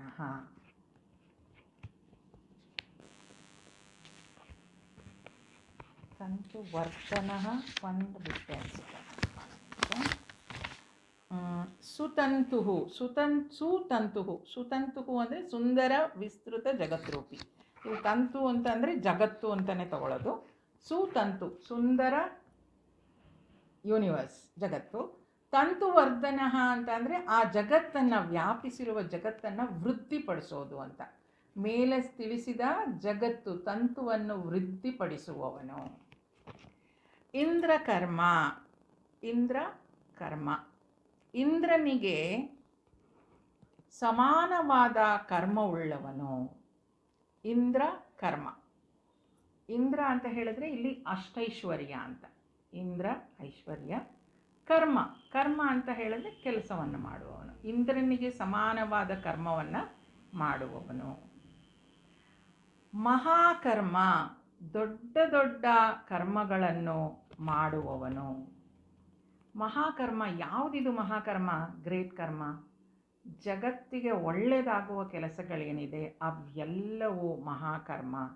ಯಾವುದು ಗ್ರೇಟೆಸ್ಟ್ ಎಫೆಕ್ಟ್ಸ್ ಕೊಡುತ್ತೆ ಅದೆಲ್ಲವೂ ಮಹಾಕರ್ಮ. ದೊಡ್ಡ ದೊಡ್ಡ ಕರ್ಮಗಳನ್ನು ಮಾಡುವವನು. ಏನು ದೊಡ್ಡ ಕರ್ಮ ಮಾಡಿದನವನು? ಅವತಾರ. ಎಲ್ಲದರಲ್ಲೂ ಅವನು, ಎಲ್ಲ ಅವತಾರಗಳಲ್ಲೂ ಅವನು ಮಾಡಿರುವಂಥ ಕರ್ಮ ಎಂಥದ್ದು? ಮಹಾಕರ್ಮ. ಆದ್ದರಿಂದ ಅವನನ್ನು ಮಹಾಕರ್ಮ ಅಂತ ಕರೀತಾರೆ. ಕೃತಕರ್ಮ, ಸಮಸ್ತ ಕರ್ತವ್ಯ ಕರ್ಮಗಳನ್ನು ಮಾಡಿ ಬಿಟ್ಟಿರುವವನು. ಕೃತ ಕರ್ಮ. ಕೃತ ಅಂದರೆ ಮಾಡಿಬಿಟ್ಟಿದ್ದಾನೆ, done. He has already done. ಏನನ್ನು ಮಾಡಿದ್ದಾನೆ? ಕರ್ಮ. ಅವನು ಏನೇನು ಮಾಡಬೇಕಿತ್ತು ಎಲ್ಲವನ್ನು ಮಾಡಿ ಮುಗಿಸ್ಬಿಟ್ಟಿದ್ದಾನೆ. ಅಂದರೆ ಪೂರ್ಣತ್ವ, ಅವನಲ್ಲಿ ಪೂರ್ಣತ್ವ ಇದೆ. ಧರ್ಮಕಾಯ ಅವನು, ಆದ್ದರಿಂದ ಪೂರ್ಣತ್ವ ಇದೆ ಅವನು. ಯಾವುದು ಕಂಪ್ಲೀಟಾಗಿ ಎಲ್ಲ ಮಾಡಿಬಿಟ್ಟಿದ್ದಾನೆ, ಯಾವುದು ಉಳಿಸ್ಕೊಂಡಿಲ್ಲ ಅವನು. ಕೃತ ಕರ್ಮ. ಸಮಸ್ತ ಕರ್ತವ್ಯ ಕರ್ಮಗಳನ್ನು ಮಾಡಿಬಿಟ್ಟಿರುವವನು. ಅವನಿಗೆ ಯಾವ ಕರ್ತವ್ಯವು ಉಳಿದುಕೊಂಡಿರದಂತಹ ಕೃತಾರ್ಥನು. ಅವನು ಮಾಡಬೇಕಾಗಿರೋ ಕರ್ಮ ಯಾವುದು ಇಲ್ವಂತೆ. ನಮ್ಗೆ ಹಾಗಲ್ಲ, ಯಾವಾಗಿದ್ದರೂ ಏನೋ ಒಂದು ಇರುತ್ತೆ ಮಾಡಲಿಕ್ಕೆ ಅಲ್ವಾ. ಸ್ವಲ್ಪ ಇದೆ ಮಾಡಿಬಿಡ್ತೀವಿ ಅಂತ ಹೇಳ್ತೀವಿ. ಭಗವಂತ ಮಾಡಬೇಕಾಗಿರೋದು ಏನೂ ಇಲ್ಲ, ಎಲ್ಲವನ್ನು ಮಾಡಿ ಮುಗಿಸಿದಾನೆ ಅಂತ. ಕೃತಾಗಮ, ಸೂಚಿತ ಅನೇಕ ಕಾರ್ಯಗಳನ್ನು ಪೂರ್ಣಗೊಳಿಸುವುದಕ್ಕಾಗಿ ಅವತಾರವೆತ್ತಿ ಬರುವವನು. ಕೃತ ಆಗಮ. ಕೃತ ಅಂದರೆ ಮಾಡಿರೋದು, ಕೆಲಸಗಳನ್ನು ಮಾಡೋದು, ಡನ್ ಅಂತ. ಆಗಮ ಅಂತ ಹೇಳುವಾಗ ಆಗಮಶಾಸ್ತ್ರ ಅಂತ ಹೇಳ್ತೀವಲ್ವ, ವೇದ ಅಂದರೆ ಆಥೆಂಟಿಕ್ ಸೋರ್ಸ್ ಆಫ್ ವಿಸ್ಡಮ್ ಅಂತ. ಜ್ಞಾನಕ್ಕೆ ಸರಿಯಾದ ಪ್ರಮಾಣ ಯಾವುದು ಅಂದರೆ ವೇದ ಅಂತ ಹೇಳ್ತೀವಿ. ಅದೊಂದರ್ಥ. ಇನ್ನೊಂದು, ಅನೇಕ ಕಾರ್ಯಗಳನ್ನು ಪೂರ್ಣಗೊಳಿಸುವುದಕ್ಕಾಗಿ ಅವತಾರವೆತ್ತಿ ಬರುವವನು. ಕೃತ ಆಗಮ. ಆಗಮ ಅಂದರೆ ಬರ್ತಾನೆ, ಆಗಮಿಸೋದು ಅಂತ ಹೇಳ್ತೀವಲ್ವ, ಆ ಥರ ಆ ಕರ್ಮಗಳನ್ನು ಮಾಡಲಿಕ್ಕೆ ಆಗಮಿಸ್ತಾನವನು. ಆದ್ದರಿಂದ ಅವನು ಕೃತಾಗಮ. ಅಲ್ಲಿಗೆ 84ನೇ ಶ್ಲೋಕವನ್ನು ನೋಡಿದ್ವಿ. ಈಗ 85ನೇ ಶ್ಲೋಕವನ್ನು ನೋಡೋಣ. ಸುಂದರ ಸುಂದೋ ರತ್ನನಾಭಸ್ತುಲೋಚನಃ ಅರ್ಥೋ ವಾಚಸನ ಶೃಂಗಿ ಜಯಂತ ಸರ್ವವಿಜಯೀ. ಇದರಲ್ಲಿ 10 ನಾಮಗಳಿದೆ. ಉದ್ಭವ, ಸುಂದರ, ಸುಂದರ, ರತ್ನನಾಭ, ಸುಲೋಚನ, ಅರ್ಕ, ವಾಜಸನ, ಶೃಂಗಿ, ಜಯಂತ, ಸರ್ವವಿಜಯೀ. ಸುಂದರವಾದ ನಾಮಗಳು. ಉದ್ಭವ, ತನ್ನಿಚ್ಛೆಯಿಂದ ಶ್ರೇಷ್ಠವಾದ ಜನ್ಮವನ್ನು ಧರಿಸುವವನು. ಉದ್ಭವಿಸೋದು, ಎಷ್ಟೋ ಕಡೆ ನೋಡ್ತೀವಲ್ವ, ಸ್ವಯಂಭೂ, ತಾನಾಗಿ ಉದ್ಭವಿಸ್ತಾ ಇದ್ದಾನೆ ಅಂತೆಲ್ಲ. ಉದ್ಭವ ಅಂದರೆ ತನ್ನಿಚ್ಛೆಯಿಂದ ಅವನು ಉದ್ಭವಿಸ್ತಾನೆ, ಅವತಾರವನ್ನು ತಾಳ್ತಾನೆ. ಈಗ ನಾವೆಲ್ಲ ನಮ್ಮ ಇಚ್ಛೆಯಿಂದ ಹುಟ್ಟಿರೋದಲ್ಲ, ನಮ್ಮ ಪಾಪ ಕರ್ಮಗಳೇನಿದೆ ಅದರ ಒಂದು ಸ್ಟಾಕ್ ಇಟ್ಕೊಂಡು ಹುಟ್ಟಿದ್ದೀವಿ. ಈ ಪ್ರಪಂಚಕ್ಕೆ ಬಂದಿದ್ದೇವೋ, ಮನುಷ್ಯರಾಗಿ ಹುಟ್ಟಿದ್ದೇವೋ, ಅದು ನಮ್ಮ ಕರ್ಮ ಫಲದಿಂದ. ಆದರೆ ಭಗವಂತ ಹುಟ್ಟೋದು ಕರ್ಮಫಲದಿಂದ ಅಲ್ಲ, ಅವನು ಸ್ವ ಇಚ್ಛೆಯಿಂದ. ಎಸ್, ಇಲ್ಲೇನೋ ಈ ತೊಂದರೆ ಆಗ್ತಾಯಿದೆ, ನಾನು ರಾಮಾವತಾರದಲ್ಲಿ ಹೋಗಬೇಕು, ಡಣ್ ಅಂತ ಬಂದುಬಿಡ್ತಾನೆ. ಹಾಗೆ ಅವತಾರ ಉದ್ಭವಿಸ್ತಾನಂತೆ. ಅವನು ತನ್ನ ಇಚ್ಛೆಯಿಂದ ಶ್ರೇಷ್ಠವಾದ ಜನ್ಮವನ್ನು ಧರಿಸುವವನು. ಸುಂದರ, ಸೌಭಾಗ್ಯಶಾಲಿ ಅವನು, ಅನಂತ ಕಲ್ಯಾಣ ಗುಣವುಳ್ಳವನು, ಸುಂದರ ಅವನು. ಅತ್ಯಧಿಕ ಭಾಗ್ಯಶಾಲಿಯಾದ ಕಾರಣ ಪರಮ ಸುಂದರನು. ನೋಡಿ, ಈ ಸೌಂದರ್ಯ ಅನ್ನೋದು ಶರೀರದ ಸೌಂದರ್ಯ ಅಲ್ಲ, ಅದು ಆಂತರಿಕ ಸೌಂದರ್ಯ ಇದ್ದಾಗ ಅದು ಶರೀರದ ಕಣ್ಣುಗಳಲ್ಲಿ ತೇಜಸ್ಸು ಅಂತ ಮೂಡುತ್ತಂತೆ. ಹಾಗಾಗಿ ಸುಂದರವಾಗಿ ನಾನು ಕಾಣಬೇಕು ಅಂತ ಅನ್ನೋದಾದರೆ ನನ್ನ ಅಂತರಂಗ ಶುದ್ಧ ಆಗಬೇಕು, ಮನಸ್ಸಿನಲ್ಲಿ ಒಳ್ಳೆಯ ವಿಚಾರಗಳಿರಬೇಕು, ಆಗ ಸುಂದರವಾಗಿ ಕಾಣಲಿಕ್ಕೆ ಸಾಧ್ಯ. ಭಗವಂತ ಏನು? ಅತ್ಯಧಿಕ ಭಾಗ್ಯಶಾಲಿಯಾದ ಕಾರಣ ಪರಮ ಸುಂದರನು. ಅವನು ಭಾಗ್ಯಶಾಲಿ. ಯಾಕೆ ಭಾಗ್ಯಶಾಲಿ? ಅತ್ಯಂತ ಕಲ್ಯಾಣ, ಎಲ್ಲ ಕಲ್ಯಾಣ ಗುಣಗಳು ಅವನಲ್ಲೇ ಇದೆ, ಆದ್ದರಿಂದ ಅವನು ಭಾಗ್ಯಶಾಲಿ, ಆದ್ದರಿಂದ ಅವನು ಸುಂದರವಾಗಿ ಕಾಣಿಸ್ತಾನೆ. ಸುಂದರ, ಪರಮ ಕರುಣಾಶೀಲನು. ಸುಂದರ ಅಂದರೆ ಒದ್ದೆ ಆಗೋದು ಅಂತ ಕೂಡ ಹೇಳ್ತಾರೆ. ಅದು ವೆಟ್ನೆಸ್, ಮಾಯಿಸ್ಟ್ ಅಂತ ಒಂದು ಅರ್ಥ ಕೂಡ ಕೊಡುತ್ತೆ. ಇಲ್ಲಿ ಸುಂದರ ಅಂತ ಹೇಳಿದರೆ ಅವನು ಪರಮ ಕರುಣಾಶೀಲ, ಎಲ್ಲರನ್ನೂ ಕರುಣೆಯಿಂದ ಪ್ರೀತಿಯಿಂದ ನೋಡ್ಕೊಳ್ಳುವಂಥವನು ಸುಂದರ. ರತ್ನನಾಭ, ರತ್ನನಾಭಿ, ರತ್ನದಂತಹ ಸುಂದರವಾದ ನಾಭಿಯುಳ್ಳವನು. ರತ್ನದಂಥ ಸುಂದರವಾದ, ಅವನು ಸುಂದರ ಅಂತ ಹೇಳುವಾಗ ಅವನ ಅಂಗಾಂಗಗಳನ್ನು ಹೇಳ್ತಾ ಇದ್ದಾರೆ. ಈಗ ಸುಂದರವಾದ ನಾಭಿಯುಳ್ಳವನು. ಸುಲೋಚನ, ಸುಂದರವಾದ ಕಣ್ಣುಗಳುಳ್ಳವನು. ಸುಲೋಚನ ಅಂತ ಹೆಸರಿಡ್ತಾರಲ್ವ, ಸುಲೋಚನ. ಸು ಅಂದರೆ ಸುಂದರ, ಅತ್ಯಂತ ಸುಂದರ. ಲೋಚನ ಅಂದರೆ ಕಣ್ಣುಗಳು. ಇನ್ನೊಂದು ದೃಷ್ಟಿಯಲ್ಲಿ ಹೇಳೋದಾದರೆ ಅದು ದೃಷ್ಟಿ ಅಂತ ಹೇಳ್ತಾರೆ. ಸುಂದರವಾದ ದೃಷ್ಟಿಯುಳ್ಳವನು. ಏನದು ಸುಂದರವಾದ ದೃಷ್ಟಿ?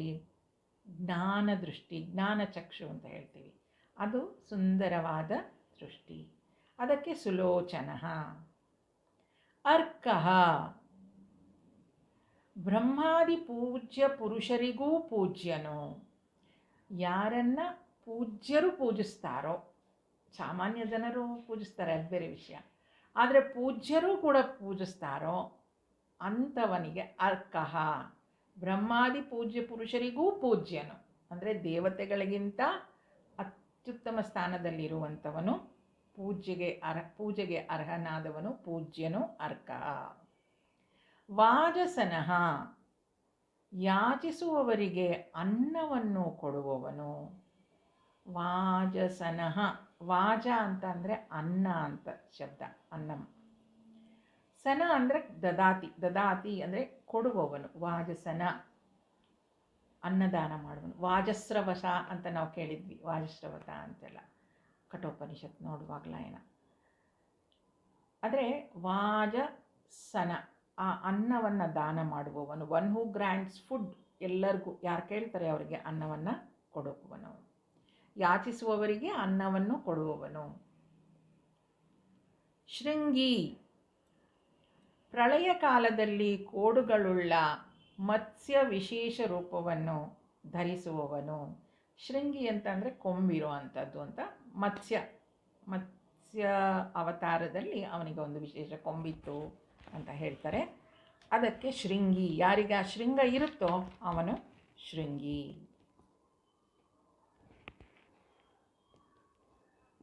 ಜಯಂತಹ, ಶತ್ರುಗಳನ್ನು ಪೂರ್ಣವಾಗಿ ಜಯಿಸುವವನು. ಅಂದರೆ ಅಶ್ಯೂರ್ಡ್ ವಿಕ್ಟರಿ. ಭಗವಂತ ಅಲ್ಲಿ ಹೋದರೆ ಸಾಕು, ಅವನೇನು ಚಾಯ್ಸ್ ಕೊಡೋದಿಲ್ಲ, ನೋಡೋಣ ನೀನು ಗೆಲ್ತೀಯ ನಾನು ಗೆಲ್ತೀನ ಅಂತ. ಅವನು ಗೆದ್ದ ಹಾಗೆ.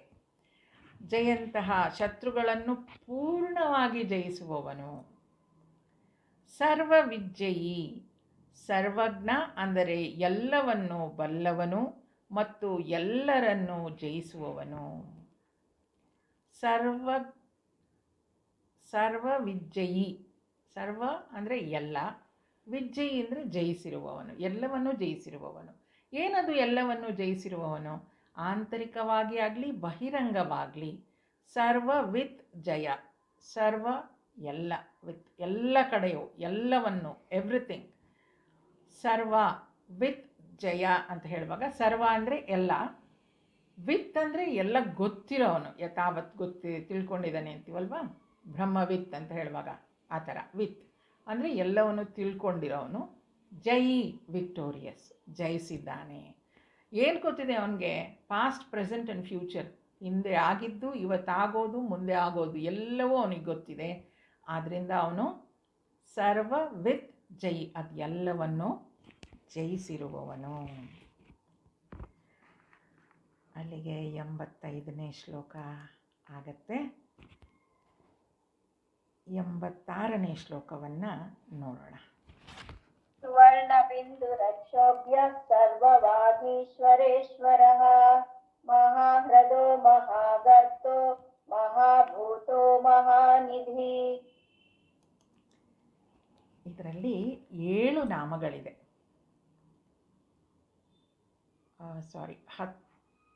10 ನಾಮಗಳಿದೆ.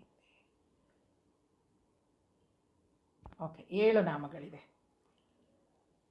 ಸುವರ್ಣಬಿಂದು, ಅಕ್ಷೋಭ್ಯ, ಸರ್ವವಾಗೀಶ್ವರೇಶ್ವರಃ, ಮಹಾರಥಃ, ಮಹಾಗರ್ತಃ, ಮಹಾಭೂತಃ, ಮಹಾನಿಧಿ. 7 ನಾಮಗಳು. ಸುವರ್ಣಬಿಂದು, ಸುವರ್ಣ ಅಂದರೆ ಬಂಗಾರ. ಬಿಂದು ಅಂತ ಹೇಳಿದ್ರೆ ಅವಯವ. ಇಲ್ಲಿ ಹೇಳ್ತಾರೆ ಸುವರ್ಣ ಬಿಂದು, ಸುಂದರ ಅಕ್ಷರ ಮತ್ತು ಬಿಂದುವಿನಿಂದೊಡಗೂಡಿದ ಓಂಕಾರ ಸ್ವರೂಪಿ ನಾಮ ಬ್ರಹ್ಮನು. ಓಂಕಾರ ಸ್ವರೂಪಿ ನಾಮ ಬ್ರಹ್ಮ. ಸುಂದರ ಅಕ್ಷರ, ಬಿಂದು, ಸುವರ್ಣ ಬಿಂದು. ಇಲ್ಲಿ ಸುವರ್ಣ ಅಂದರೆ ಬಂಗಾರ ಅಂತ ಆಚಾರ್ಯರು ಹೇಳ್ತಾರೆ. ಇನ್ನೊಂದರಲ್ಲಿ ಅಂಗಾಂಗ, ಅವಯವ ಇರುವಂಥವನು ಅಂತ ಕೂಡ ಹೇಳ್ತಾರೆ. ಮಂತ್ರ, ಅಕ್ಷರ, ಅನುಸ್ವಾರ ಎಲ್ಲವೂ ಅವನೇ.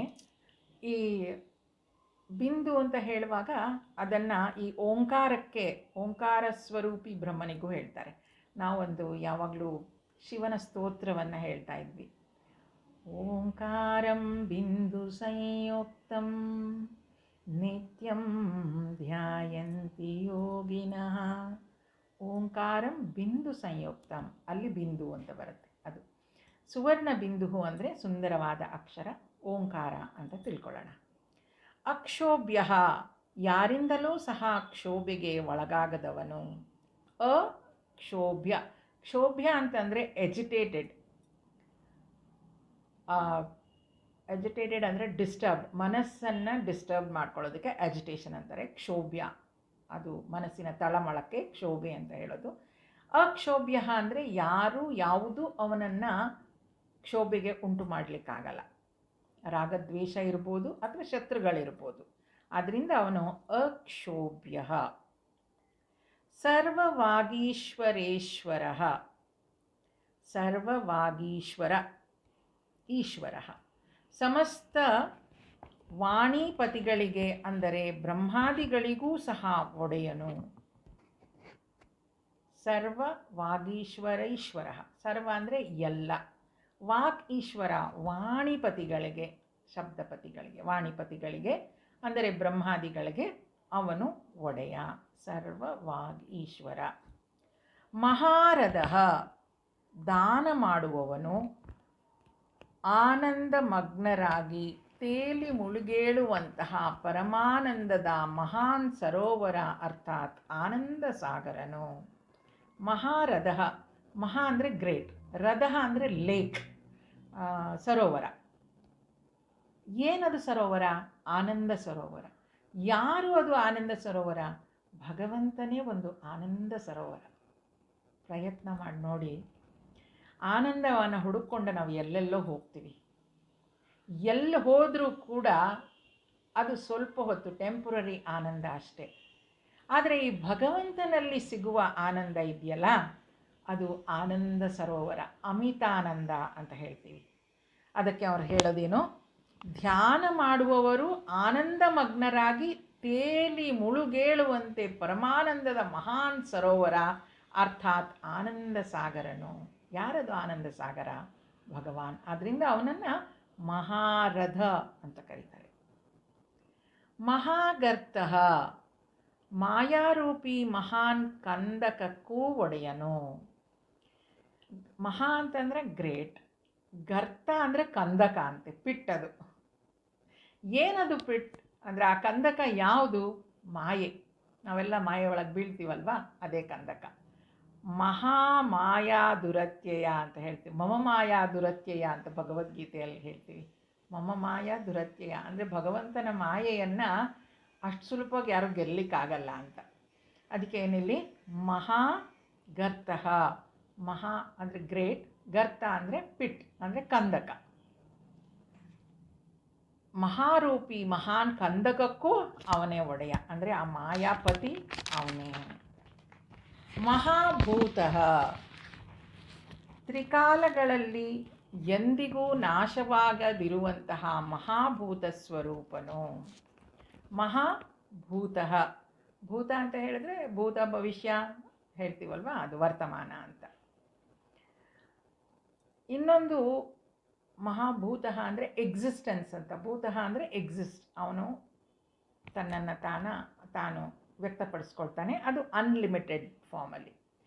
ತ್ರಿಕಾಲಗಳಲ್ಲಿ ಎಂದಿಗೂ ನಾಶವಾಗದಿರುವಂತಹ ಮಹಾಭೂತ ಸ್ವರೂಪನು. ಮಹಾಭೂತ ಅಂದರೆ ಮೂರೂ ಕಾಲಗಳಲ್ಲಿ ಕೂಡ ಅವನು ಇರುವಂಥವನು. ಅವನು ಎಂದಿಗೂ ನಾಶ ಆಗೋದಿಲ್ಲ, ಆದ್ದರಿಂದ ಅವನು ಮಹಾಭೂತ. ಮಹಾನಿಧಿ ಎಲ್ಲಕ್ಕೂ ಮಹಾನ್ ನಿವಾಸ ಸ್ಥಾನನು. ಮಹಾನಿಧಿ ಅಂದರೆ ಆ ನಿವಾಸ ಸ್ಥಾನ. ಮಹಾನಿಧಿ ಯಾಕಾಗ್ತಾನೆ ಅಂದರೆ ನಾವೆಲ್ಲರೂ ಭಗವಂತನಿಂದನೇ ಬಂದಿದ್ದು, ಮತ್ತೆ ವಾಪಸ್ ಅಲ್ಲೇ ಹೋಗಿ ಸೇರೋದು, ಬೇರೆ ಎಲ್ಲೂ ಹೋಗಲ್ಲ. ಆದ್ದರಿಂದ ಅವನು ಮಹಾನಿಧಿ. ಸರ್ವಭೂತಗಳು ಜೀವಿಗಳು ಏನಿದ್ರೂ ಕೂಡ ಎಲ್ಲವೂ ಅಲ್ಲಿಗೆ ಹೋಗೋದು, ಎಲ್ಲವೂ ಅಲ್ಲಿಗೆ ಡೆಪಾಸಿಟ್ ಆಗೋದು ವಾಪಸ್. ಪ್ರಳಯ ಕಾಲದಲ್ಲಿ ಎಲ್ಲವೂ ಅಲ್ಲೇ ಹೋಗಿರೋದ್ರಿಂದ ಅದು ಮಹಾನಿಧಿ. ಈ ಮಹಾನಿಧಿ ಅಂತ ಹೇಳುವಾಗಲೂ ನೋಡಿ, ನಾವು ಬೇರೆನೆಲ್ಲ ನಿಧಿ ಅಂತ ಹೇಳ್ಕೊಳ್ತೀವಿ. ಆ ನಿಧಿ ಸ್ವಲ್ಪ ಹೊತ್ತಿರುತ್ತೆ, ಹೊರಟೋಗ್ಬಿಡುತ್ತೆ. ಅದೇನಿದ್ರು ಪಾಸಿಂಗ್ ಕ್ಲೌಡ್ಸ್ ಥರ. ಆದರೆ ಈ ಭಗವಂತನನ್ನು ಹಿಡ್ಕೊಂಡಿದ್ರೆ ನಮ್ಮ ಕಷ್ಟಗಳಲ್ಲೂ ಇರ್ತಾನೆ, ಸುಖದಲ್ಲೂ ಇರ್ತಾನೆ, ದುಃಖದಲ್ಲೂ ಇರ್ತಾನೆ, ಸಂತೋಷದಲ್ಲೂ ಇರ್ತಾನೆ. ಆದ್ದರಿಂದ ಅವನನ್ನು ಮಹಾನಿಧಿ ಅಂತ ಕರೆಯೋದು. ಎಲ್ಲ ಸಮಯದಲ್ಲೂ ನಮ್ಮ ಕೈ ಹಿಡಿತಾನವನು, ಅದರಿಂದ ಅವನು ಮಹಾನಿಧಿ. ಅಲ್ಲಿಗೆ 86ನೇ ಶ್ಲೋಕ ನೋಡಿದ್ವಿ. 87ನೇ ಶ್ಲೋಕ ನೋಡೋಣ. ಕುಮುದ ಸುಂದರ ಸ್ಕಂದ ಪರ್ಜನ್ಯ ಪಾವನೋ ನಿಲಃ ಅಮೃತಾಶೋಮೃತವಪು ಸರ್ವಜ್ಞ ಸರ್ವತೋಮುಖಃ ಇದರಲ್ಲಿ 10 ನಾಮಗಳಿದೆ. ಕುಮುದಃ, ಕುಂದರಃ, ಕುಂದಃ, ಪರ್ಜನ್ಯಃ, ಪಾವನಃ, ಅನಿಲಃ, ಅಮೃತಾಶಃ, ಅಮೃತವಪುಃ, ಸರ್ವಜ್ಞಃ, ಸರ್ವತೋಮುಖಃ. ಮತ್ತೆ ಸುಂದರವಾದ ನಾಮಗಳು. ಕುಮುದಃ, ಕು ಎಂದರೆ ಭೂಮಿ, ಅದರ ಭಾರವನ್ನು ಇಳಿಸಿ ಪ್ರಸನ್ನಗೊಳಿಸುವವನು. ಕುಮುದಃ, ಭೂಮಿಯನ್ನು ಪ್ರಸನ್ನಗೊಳಿಸೋದಂತೆ. ಹೇಗೆ? ಅದರ ಭಾರವನ್ನು ಕಡಿಮೆ ಮಾಡಿ. ಇನ್ನೊಂದು ಹೇಳೋದಾದರೆ ಕುಮುದಃ ಅಂತಂದರೆ, ಮುದಃ ಅಂದರೆ ಪ್ಲೆಸೆಂಟ್ ಅಂತ, ಪ್ಲೆಜರ್. ಭೂಮಿಯನ್ನು ಪ್ರಸನ್ನಗೊಳಿಸುವವನು, ಅದರ ಭಾರವನ್ನು ಇಳಿಸಿ ಪ್ರಸನ್ನಗೊಳಿಸುವವನು ಶೇಷನಾಗ. ಆದ್ದರಿಂದ ಆ ಅರ್ಥದಲ್ಲಿ ಇಲ್ಲಿ ಹೇಳಿರೋದು ಕುಮುದಃ. ಕುಂದರಃ, ಹಿರಣ್ಯಾಕ್ಷನನ್ನು ಕೊಂದು ಭೂಮಿಯನ್ನು ಉದ್ಧರಿಸಿದವನು. ಕುಂದರ ಅಂತ. ಕುಂದರಃ, ಕುಂದರ ಹಿರಣ್ಯಾಕ್ಷನನ್ನು ಕೊಂದು ಭೂಮಿಯನ್ನು ಉದ್ಧರಿಸಿದವನು. ಭೂಮಿಯನ್ನು ತೊಗೊಂಡೋಗ್ಬಿಟ್ಟಿರ್ತಾನೆ ಹಿರಣ್ಯಾಕ್ಷ, ಅವನನ್ನು ಕೊಂದು ರಕ್ಷಿಸ್ತಾನೆ. ಆದ್ದರಿಂದ ಅವನು ಕುಂದರಃ. ಇನ್ನೊಂದು ಕುಂದ ಪುಷ್ಪ ಅಂತ ಕೂಡ ಒಂದು ಪುಷ್ಪ ಇದೆಯಂತೆ. ಅದನ್ನು ಮಲ್ಲಿಗೆ ಅಂತ ಮಲ್ಲಿಗೆ ಥರ ಅದು ತುಂಬ ಒಳ್ಳೆಯ ಪರಿಮಳವನ್ನು ಕೊಡುತ್ತೆ. ಅದು ಅತ್ಯಂತ ಪ್ಲೆಸೆಂಟ್ ಸ್ಮೆಲ್ ಇರೋದ್ರಿಂದ ಅದನ್ನು ಪ್ಯೂರ್ ಅಂತ ಕೂಡ ಹೇಳ್ತಾರೆ. ಅದನ್ನು ಅತ್ಯಂತ ಶುದ್ಧವಾದದ್ದು, ಶ್ರೇಷ್ಠವಾದದ್ದು ಅಂತ. ಅದನ್ನು ಕೂಡ ಕುಂದರಃ ಅಂತ ಕರೀತಾರೆ. ಇನ್ನೊಂದು ಕಂಧರಃ ಅಂತಲೂ ಹೇಳ್ತಾರೆ. ಕಂಧರಹದಲ್ಲಿ ಅವನ ಭೂಮಿಯನ್ನು ಅಗ್ದ ವರಹ ರೂಪ, ಅದರಿಂದ ಅವನನ್ನು ಕಂಧರ. 2-3 ಅರ್ಥಗಳಲ್ಲಿ ಹೇಳ್ತಾ ಹೋಗ್ತಾರೆ. ಅದು ನಾವು ಇದಿಷ್ಟನ್ನು ತಿಳ್ಕೊಳ್ಳೋಣ. ಕುಂದರಃ ಅಂದರೆ ಹಿರಣ್ಯಾಕ್ಷನನ್ನು ಕೊಂದು ಭೂಮಿಯನ್ನು ಉದ್ಧರಿಸಿದವನು ಅಂತ. ಕುಂದಃ, ಕಶ್ಯಪರಿಗೆ ಭೂಮಿಯನ್ನು ದಹನವಾಗಿ ಕೊಟ್ಟವನು. ಕು ದಹ, ಕು ಅಂದರೆ ಇಲ್ಲಿ ಭೂಮಿ, ದಹ ಅಂದರೆ ಕೊಟ್ಬಿಟ್ನಂತೆ. ಏನಕ್ಕೆ ಕೊಟ್ಟ? ಕಶ್ಯಪ ಕೂಡ ಒಬ್ಬ ಪ್ರಜಾಪತಿ. ಆ ಪ್ರಜಾಪತಿಗೆ ಭೂಮಿಯನ್ನು ಏನಕ್ಕೆ ಕೊಡ್ತಾನೆ? ಭೂಮಿಯನ್ನು ನೋಡ್ಕೋ, ಭೂಮಿಯನ್ನು ಉದ್ಧಾರ ಮಾಡು, ಭೂಮಿಯನ್ನು ಬೆಳೆಸು ಅಂತ ಹೇಳಿಕೊಂಡು ಅವನಿಗೆ ಭೂಮಿಯನ್ನು ಕೊಡ್ತಾನೆ. ಆದ್ದರಿಂದ ಅವನು ಕುಂದಃ. ಪರ್ಜನ್ಯಃ, ಮೋಡಗಳಂತೆ ಇಷ್ಟಾರ್ಥಗಳನ್ನು ವರ್ಷಿಸುವವನು. ಪರ್ಜನ್ಯ, ಮೋಡಗಳಂತೆ. ಶಿ ಶಾವರ್ಸ್, ಮಳೆಗರಿತಾನೆ ಅಂತ. ಇಷ್ಟಾರ್ಥವನ್ನು, ಯಾರ ಇಷ್ಟಾರ್ಥವನ್ನು? ಭಕ್ತರ ಇಷ್ಟಾರ್ಥಗಳನ್ನು ವರ್ಷಿಸುವವನು. ಅವರ ಇಷ್ಟಾರ್ಥಗಳನ್ನು ವರ್ಷಿಸ್ತಾನೆ ಅಂದರೆ ಅವರಿಗೆ ಕೃಪೆ ಮಾಡ್ತಾನೆ. ಪಾವನಃ, ಸ್ಮರಣ ಮಾತ್ರದಿಂದ ಪವಿತ್ರಗೊಳಿಸುವವನು. ಕಲಿಯುಗದಲ್ಲಿ ಭಗವಂತನ ನಾಮಸ್ಮರಣೆ ಒಂದೇ ಸಾಕು ನಮ್ಮನ್ನು ಪಾವನಗೊಳಿಸಲಿಕ್ಕೆ. ಹಾಡ್ತೀವಲ್ವಾ? ಪತಿತ ಪಾವನ ಸೀತಾರಾಮ್. ಪತಿತರಾಗಿದ್ದೀವಿ ನಾವು, ಪತಿತರಾಗಿದ್ದೀವಿ ಅಂದರೆ ಬಿದ್ದಿದ್ದೀವಿ, ಅವರನ್ನು ಪಾವನ ಮಾಡ್ತಾನೆ ಅಂತ. ಪತಿತ ಪಾವನ ಸೀತಾರಾಮ್ ಅಂತ. ಅವನ ಭಗವಂತನ ಸ್ಮರಣೆ ಮಾತ್ರದಿಂದಲೇ ನಮ್ಮನ್ನು ಪವಿತ್ರಗೊಳಿಸ್ತಾನಂತೆ. ಅನಿಲಃ, ಸದಾ ಪ್ರಬುದ್ಧನಾಗಿರುವವನು. ಅನಿಲಃ ಅಂದರೆ ಅವನು ಚೇಂಜ್ ಆಗದೆ ಇರುವಂಥವನು. ಅನಿಲಃ, ಅನಿಲಃ ಸದಾ ಪ್ರಬುದ್ಧವಾಗಿರುವವನು. ಅಮೃತಾಶಃ, ಆತನ ಆಶೆಗಳು ಎಂದಿಗೂ ವಿಫಲವಾಗದಿರುವಂತಹ ಅಮೋಘ ಸಂಕಲ್ಪನು. ಅಮೃತ ಅಶ, ಅಮೃತ ಅಶ. ಆತನ ಅನಿಲ ಆದಮೇಲೆ ಅಮೃತಾಶಃ. ಆತನ ಆಸೆಗಳು ಎಂದಿಗೂ ವಿಫಲವಾಗದಿರುವಂತಹ ಅಮೋಘ ಸಂಕಲ್ಪಗಳು. ಅಮೃತ ಆಶ, ಅಮೃತ ಅಂದರೆ ಮಧು, ನೆಕ್ಟರ್ ಅಂತ. ಆಶ ಅಂದರೆ ಕುಡಿಯುವವನು ಅಂತ. ಅಮೃತ ಆಶ ಅಂತ ಹೇಳಿದ್ರೆ ಕನ್ಸ್ಯೂಮ್ಸ್, ಯಾರು ಕುಡಿತಾನೋ ಅವನು ಅಮೃತ ಆಶ. ಯಾಕೆ? ಅವನ ಆಸೆಗಳೆಲ್ಲವೂ ಕೂಡ ಯಾವತ್ತಿಗೂ ವಿಫಲ ಆಗೋದೇ ಇಲ್ಲ. ಅದರಿಂದ ಅವನು ಅಮೃತಾಶಃ. ಎಲ್ಲವೂ ಅವನ ಸಂಕಲ್ಪದಿಂದನೇ ಆಗ್ತಾ ಇರೋದ್ರಿಂದ ಅವನು ಅಮೃತಾಶಃ.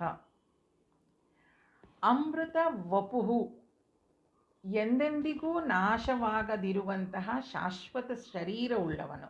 ಅಮೃತ ಅಂದರೆ ಮತ್ತೆ ಅಮೃತ, ಸಾವಿಲ್ಲದವನು, ಎಟರ್ನಲ್, ಇಮ್ಮಾರ್ಟಲ್ ಅಂತ ಏನು ಹೇಳ್ತೀವಿ ಅದು ಅಮೃತ.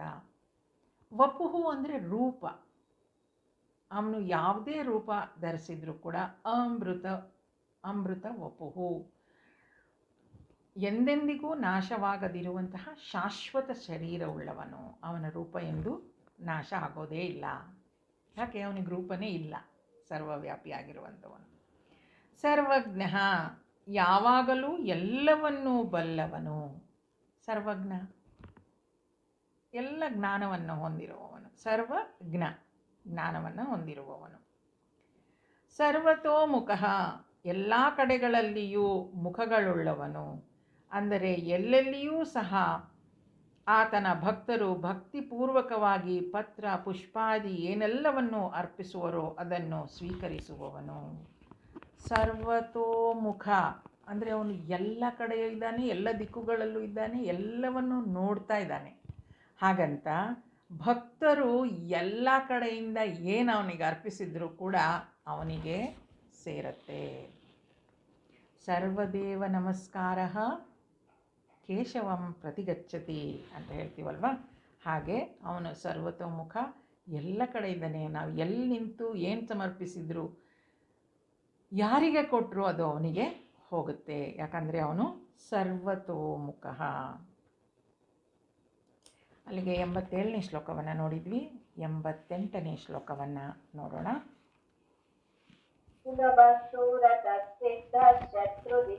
ಶತ್ರುತಾಪನಃ ನಿಶೂದನಃ. ಇದರಲ್ಲಿ 9 ನಾಮಗಳಿದೆ. ಸುಲಭಃ, ಸುವ್ರತಃ, ಸಿದ್ಧಃ, ಶತ್ರುಜಿತ್, ಶತ್ರುತಾಪನಃ, ನ್ಯಗ್ರೋಧಃ, ಅಶ್ವತ್ಥ, ನಿಗ್ರೋಧಃ, ಉದುಂಬರಃ, ಅಶ್ವತ್ಥಃ, ಚಾಣೂರಾಂಧ್ರನಿಷೂದನಃ. ಸುಲಭಃ, ಸುಲಭಃ ನಿತ್ಯ ನಿರಂತರವಾಗಿ ಚಿಂತಿಸುವವರಿಗೆ ಮತ್ತು ಏಕನಿಷ್ಠ ಶ್ರದ್ಧಾವಂತ ಭಕ್ತರಿಗೆ ಪರಿಶ್ರಮವಿಲ್ಲದೆ ಸುಗಮವಾಗಿ ದೊರೆಯುವವನು. ಈಸಿಲಿ ಅಟೆಂಡ್ ಅಂತ ಅಂದರೆ ಸಂಪೂರ್ಣ ಭಕ್ತಿ ನನ್ನಲ್ಲಿದ್ದರೆ ಸುಲಭವಾಗಿ ಅವನು ದೊರಕ್ಬಿಡ್ತಾನಂತೆ. ಅವನು ನಿತ್ಯ ನಿರಂತರ ಚಿಂತಿಸುವವರಿಗೆ ಮಾತ್ರ ಅವನು ಸುಲಭವಾಗಿ ಸಿಗ್ತಾನೆ.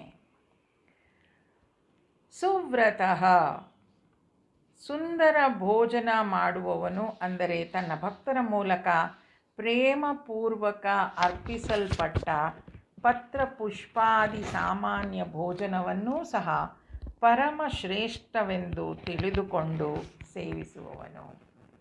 ಸುವ್ರತಃ, ಸು ಅಂದರೆ ಒಳ್ಳೆಯದು, ವ್ರತಃ ಅಂದರೆ ಸ್ವೀಕರಿಸೋದು ಅಂತ. ಅಕ್ಸೆಪ್ಟ್ಸ್, ಆಫರಿಂಗ್ಸ್, ನಾವು ಏನೇ ಕೊಟ್ಟರೂ ಕೂಡ ಅತ್ಯಂತ ಶ್ರೇಷ್ಠ ಅಂತ ತಿಳ್ಕೊಂಡು ಅದನ್ನು ಸ್ವೀಕರಿಸ್ತಾನಂತೆ. ಸುವ್ರತಃ. ಸಿದ್ಧಃ, ಸ್ವಭಾವದಿಂದಲೇ ಸಮಸ್ತ ಸಿದ್ಧಿಗಳಿಂದ ಕೂಡಿರುವವನು. ಸಿದ್ಧಿಗಳಿಂದ ಕೂಡಿರೋನವನು. ಈಗ ನಮಗೇನಾದರೂ ಸಿದ್ಧಿಸಬೇಕು ಅಂದರೆ ನಾವು ಪ್ರಯತ್ನ ಮಾಡಬೇಕು. ಮಂತ್ರಸಿದ್ಧಿ ಆಗಬೇಕು ಅಂದರೆ ಆ ಮಂತ್ರವನ್ನು ಎಷ್ಟೋ ಲಕ್ಷ ಎಷ್ಟೋ ಕೋಟಿ ಸಲ ಹೇಳಬೇಕು. ಅವನಿಗೆ ಹಾಗಲ್ಲ, ಅವನಿಗೆಲ್ಲವೂ ಸಿದ್ಧಿಸಿದೆ. ಸ್ವಭಾವದಿಂದಲೇ ಸಮಸ್ತ ಸಿದ್ಧಿಗಳಿಂದ ಕೂಡಿರೋನವನು. ಶತ್ರುಜಿತ್, ದೇವತೆಗಳನ್ನು ಮತ್ತು ಸತ್ಪುರುಷರ ಶತ್ರುಗಳನ್ನು ತನ್ನ ಶತ್ರುಗಳೆಂದು ಭಾವಿಸಿಕೊಂಡು ಅವರನ್ನು ಜಯಿಸುವವನು. ಶತ್ರುಜಿತ್, ಶತ್ರುಗಳನ್ನು ಜಯಿಸಿದವನು. ಜಿತ್ ಅಂದರೆ ಕಾನ್ಕರ್ಸ್, ಗೆದ್ದವನು ಅಂತ. ಯಾರನ್ನ ಗೆದ್ದಿದ್ದಾನವನು?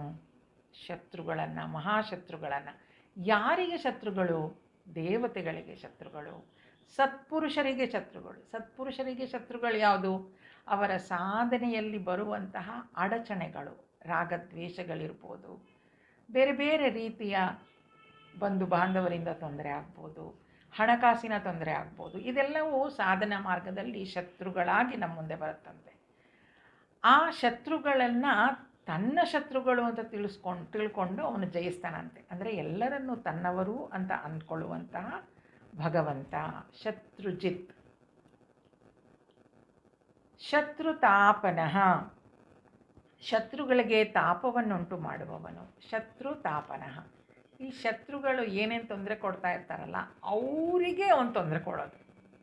ಶತ್ರುಗಳಿಗೆ ತಾಪವನ್ನುಂಟು ಮಾಡೋದು ಅಂದರೆ ಅವರಿಗೆ ಕಷ್ಟವನ್ನು ಕೊಡ್ತಾನಂತೆ. ನ್ಯಗ್ರೋಧ, ವಟವೃಕ್ಷ ರೂಪನು. ನ್ಯತ್ರೋಹತಿ ಅಂತಂದರೆ ಯಾವುದು ಕೆಳಗಡೆ ಎಕ್ಸ್ಟೆಂಡ್ ಆಗುತ್ತೋ ಅಂತ, ಅಂದರೆ ಬೆಳೆಯುತ್ತೋ ಅಂತ. ವಟವೃಕ್ಷ ಏನು ಹೇಳ್ತೀವಿ ಅದು ಕೆಳಗಡೆ ಬೆಳೆಯುತ್ತೆ ಅಂತ ಹೇಳ್ತೀವಿ. ಅದಕ್ಕೆ ಆ ನ್ಯಗ್ರೋಧ ಅನ್ನೋದಕ್ಕೆ ವಟವೃಕ್ಷ ರೂಪನು ಅಂತ ಹೇಳ್ತಾರೆ. ಉದುಂಬರಃ, ಕಾರಣ ರೂಪದಿಂದ ಆಕಾಶಕ್ಕಿಂತಲೂ ಸಹ ಮೇಲಿರುವವನು. ಈಗ ನೋಡಿ, ನ್ಯಗ್ರೋಧ ಅಂದರೆ ಭೂಮಿಯ ಕೆಳಗೆ ಹೋಗುವಂಥವನು.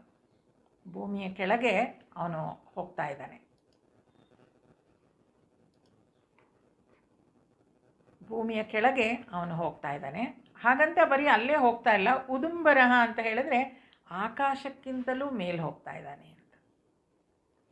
ಕಾರಣ ರೂಪದಿಂದ ಆಕಾಶಕ್ಕಿಂತಲೂ ಸಹ ಮೇಲಿರುವವನು. ವಟವೃಕ್ಷದಂತೆ ಅವನು ಭೂಮಿಯ ಕೆಳಗೂ ಇಳಿತಿದ್ದಾನೆ, ಆಕಾಶಕ್ಕಿಂತ ಮೇಲೂ ಹೋಗ್ತಾ ಇದ್ದಾನೆ. ಅಶ್ವತ್ಥಃ, ಅರಳಿ ಮರದ ಸ್ವರೂಪನು. ಅರಳಿ ಮರದ ಸ್ವರೂಪ ಅಶ್ವತ್ಥ. ನ ಶ್ವಃ ಅಂತ ಹೇಳಿದ್ರೆ ನಾಳೆ ಇಲ್ಲದೆ ಇರುವಂಥದ್ದು. ಅಶ್ವತ್ಥಃ, ಅರಳಿ ಮರದ ಸ್ವರೂಪನು. ಚಾಣೂರಾಂಧ್ರ ನಿಷೂದನಃ, ಚಾಣೂರನೆಂಬ ಆಂಧ್ರ ಜಾತಿಯ ವೀರಮಲ್ಲನನ್ನು ಕೊಂದವನು. ಚಾಣೂರ ಅನ್ನುವಂತಹ ಆಂಧ್ರ ಜಾತಿಯ ಮಲ್ಲನನ್ನು ಕೊಂದವನು. ಚಾಣೂರಾಂಧ್ರ ನಿಷೂದನಃ, ನಿಷೂದನಃ ಕೊಂದಿದ್ದಾನೆ ಅಂತ. ಚಾಣೂರಾಂಧ್ರ ನಿಷೂದನಃ, ಈ ಆಂಧ್ರ ಎಲ್ಲಿಂದ ಬಂತು ನನಗೂ ಗೊತ್ತಿಲ್ಲ, ಅದನ್ನು ನಾನು ಹುಡುಕ್ತಾ ಇದ್ದೀನಿ, ತಾವು ಕೇಳಿ. ಆಂಧ್ರ ಅಂದರೆ ಈಗಿರೋ ಆಂಧ್ರ ಪ್ರದೇಶನ ಅಥವಾ ಏನದು ಆಂಧ್ರ, ಅದರ ಅರ್ಥ ನನಗೂ ಸಿಕ್ಕಲಿಲ್ಲ, ಹುಡುಕ್ತಾ ಇದ್ದೀನಿ. ಚಾಣೂರಾಂಧ್ರನೆಂಬ ಆಂಧ್ರ ಜಾತಿಯ ವೀರನನ್ನು ಕೊಂದಿದ್ದಾನೆ ಅಂತ. ಆದ್ದರಿಂದ ಅವನು ಚಾಣೂರಾಂಧ್ರ ನಿಷೂದನ. ಆಂಧ್ರ ಅಂತ ನನಗೂ ಗೊತ್ತಿಲ್ಲ, ಅದನ್ನು ಸ್ವಲ್ಪ ಎಲ್ಲರೂ ನೋಡಿ ಏನು ಅಂತ ಸಿಗುತ್ತಾ ಅರ್ಥ ನೋಡೋಣ. ಚಾಣೂರಾಂಧ್ರ ನಿಷೂದನ. ಒಳ್ಳೆಯದು. ಇನ್ನೊಂದು ಶ್ಲೋಕವನ್ನು ನೋಡ್ಬೋದು ಅನಿಸುತ್ತೆ, ನೋಡೋಣ. ಇನ್ನೊಂದು ಶ್ಲೋಕವನ್ನು ನಿಷೂದನಾಗಿ ಇಂಗ್ಲಿಷಲ್ಲಿ ನೀವು ಅಷ್ಟೇ ಕೊಟ್ಟಿದ್ದೆ, ಒಂದೇ ಲೈನ್. ಓಕೆ, ಮುಂದಿನ ಶ್ಲೋಕ ನೋಡೋಣ. ಸಹಸ್ರಾರ್ಚಿ ಸಪ್ತಜಿಹ್ವಾ ಸಪ್ತೈಧಾ ಸಪ್ತವಾಹನಃ ಅಮೂರ್ತಿರನಘೋ ಚಿಂತ್ಯೋ ಭಯನಾಶನಃ.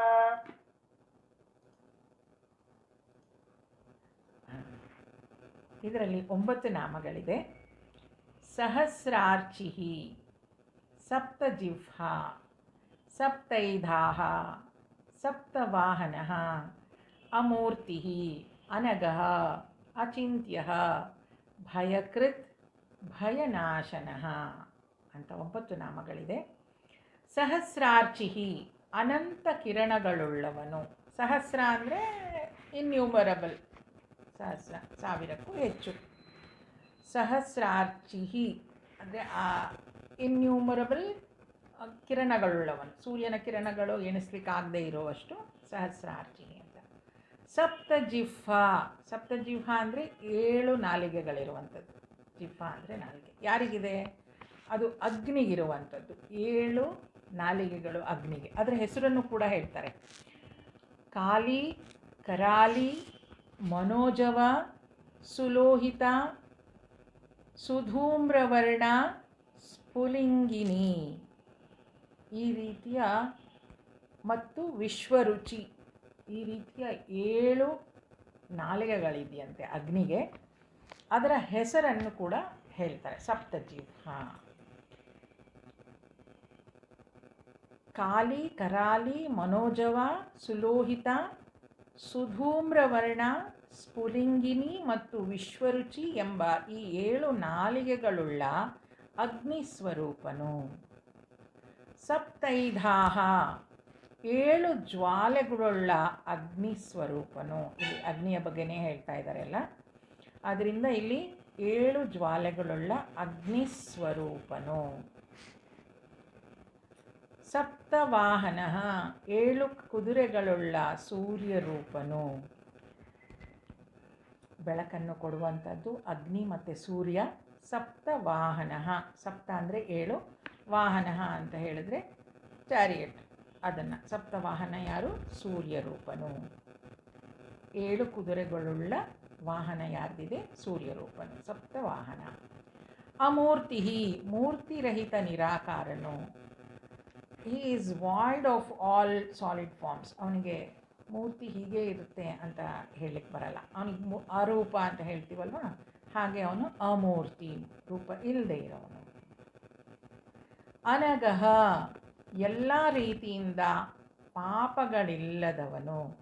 ನ ಅಗಹ, ನ ಅಂದರೆ ಫ್ರೀ, ನ ಅಂದರೆ ಇಲ್ಲ ಅಂತ, ಅಗಹ ಅಂದರೆ ಸಫರಿಂಗ್ಸ್ ಅಂತ, ದುಃಖ, ತೊಂದರೆಗಳು, ಬಾಧೆಗಳು.